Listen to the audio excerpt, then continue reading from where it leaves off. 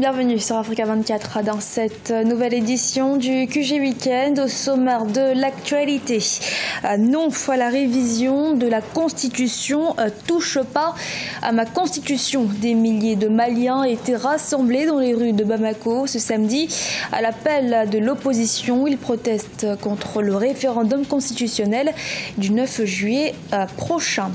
Le financement des associations sous la loupe de l'État tunisien, celles qui ne pourront pas justifier clairement leurs revenus seront suspendues, et ce dans le cadre de la lutte contre la corruption. Et le Fonds monétaire international est formel. La prochaine émission obligataire prévue par le gouvernement ghanéen augmentera le risque de surendettement du pays. Mais d'abord, au Bénin, les syndicats ont décrété à nouveau une grève de 3 jours au port de Cotonou, la capitale. Ils protestent contre la décision des autorités de confier la gestion du port à un mandataire privé, craignant des licenciements avec l'arrivée d'un nouveau gestionnaire. Dans l'actualité également, au Mali, les modifications du texte fondamental seront soumises au référendum le 9 juillet prochain. Les partisans du non accusent le président Ibrahim Boubacar Keïta de vouloir augmenter ses pouvoirs. Ce samedi, ce sont des milliers de Maliens qui étaient dans les rues de la capitale pour protester. Reportage de Mokhtar Bari à Bamako. Depuis l'annonce de la révision constitutionnelle, des voix discordantes se font entendre de plus en plus. Réunis au sein d'une plateforme dénommée Ante Ambana, mouvement de la société civile, hommes politiques, artistes ont marché ce samedi 17 juin pour dire leur mécontentement. Ils étaient des milliers de la place de la Liberté au monument de l'indépendance, et ce pendant 3 heures. Ils crient leur ras-le-bol face aux velléités du pouvoir en place de modifier la Constitution. Nous voulons en fait qu'il n'y ait pas de référendum du tout. Le pays n'a pas besoin de ça. Le pays a besoin du bilan de Ibeka. Personnellement, je ne suis pas contre le principe de révision de la Constitution, mais je suis contre un tripatouillage. Et il y a un fort soupçon de tripatouillage sur le processus en cours. C'est pourquoi nous sommes sortis. Étant entrepreneur, notamment de la diaspora, rentré au Mali et qui développe son entreprise entre les deux continents, on est face à beaucoup de difficultés qui font peur, qui font mal. Et voir la jeunesse mobilisée aujourd'hui, c'est un message que la jeunesse lance au gouvernement. Pour les organisateurs, le Mali n'a pas besoin d'un scrutin de ce genre en ce moment. Motif invoqué, l'insécurité qui se vit au centre et au nord du pays, mais aussi l'occupation de certaines zones qui échappent au contrôle de l'État. Pour nous, c'est un jour de gloire. Le peuple malien a montré qu'il peut être uni au moment les plus difficiles. Aujourd'hui, c'est la vie du peuple qu'il s'agit. C'est la vie de notre pays qu'il s'agit. C'est de l'avenir du Mali qu'il s'agit. Les jeunes du Mali, les femmes, les artistes, les intellectuels, même les chefs religieux et tous les partis de l'opposition se sont réunis pour montrer leur mécontentement et leur colère. Nous sommes en colère contre le tripatouillage de notre Constitution. Nous sommes en colère parce qu'on veut instrumentaliser notre Constitution. Nous sommes en colère parce que le président veut s'arroger des pouvoirs indéfinis. La plateforme créée il y a à peine une semaine entend amener le gouvernement à renoncer au projet de révision de la Constitution. La campagne pour le référendum, quant à elle, démarre ce 23 juin pour s'achever le 7 juillet à minuit.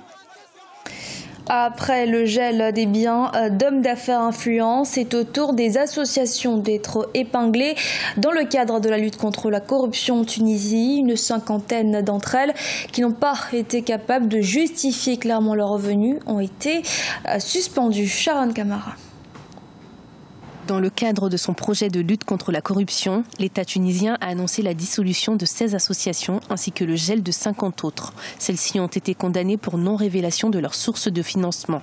L'annonce a été faite par Ahmed Zarouk, le secrétaire général du gouvernement. Le décret loi numéro 2011-88 accorde au gouvernement la latitude de diriger l'activité des associations et de prendre les mesures judiciaires nécessaires, à savoir le recours par ordonnance sur requête au tribunal de première instance de Tunis pour demander la suspension des activités des associations dont le financement étranger n'est pas connu. Le décret sur lequel s'appuie l'État accorde un délai de 30 jours aux associations pour régulariser leur situation et présenter les documents requis pour éviter leur dissolution.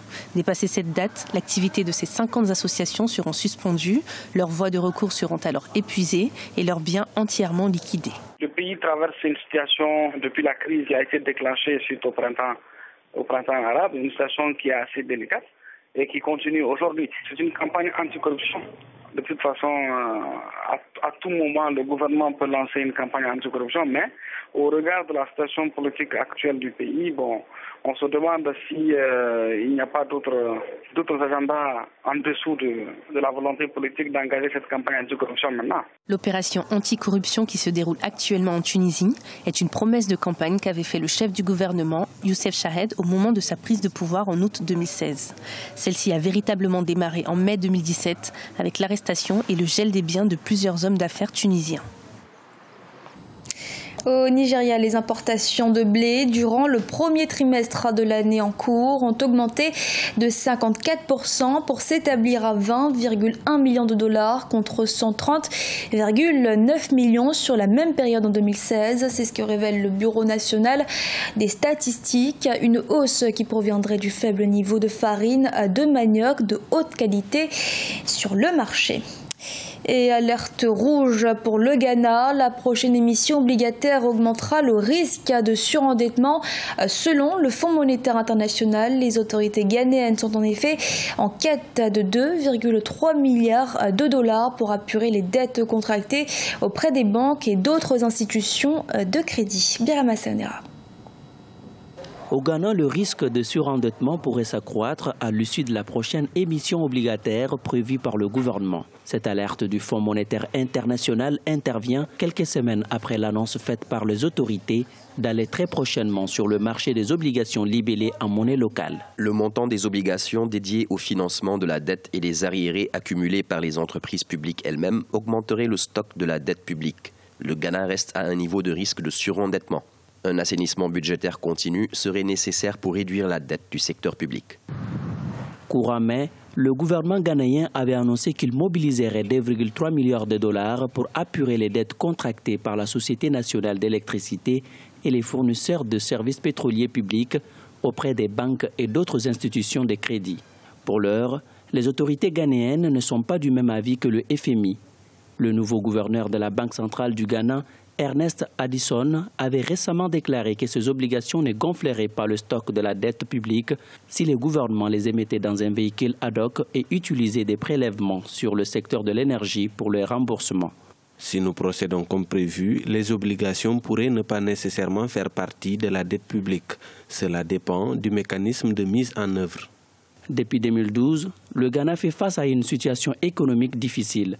La volatilité de la monnaie locale, le Ghana cedi et la chute des cours du pétrole ont fragilisé l'économie. Fin 2016, la dette du deuxième plus grand producteur de cacao au monde a atteint 73% du PIB. Ce journal a été réalisé par l'ensemble de la rédaction. Merci de l'avoir suivi. Restez sur Africa 24 pour une nouvelle édition de l'actualité.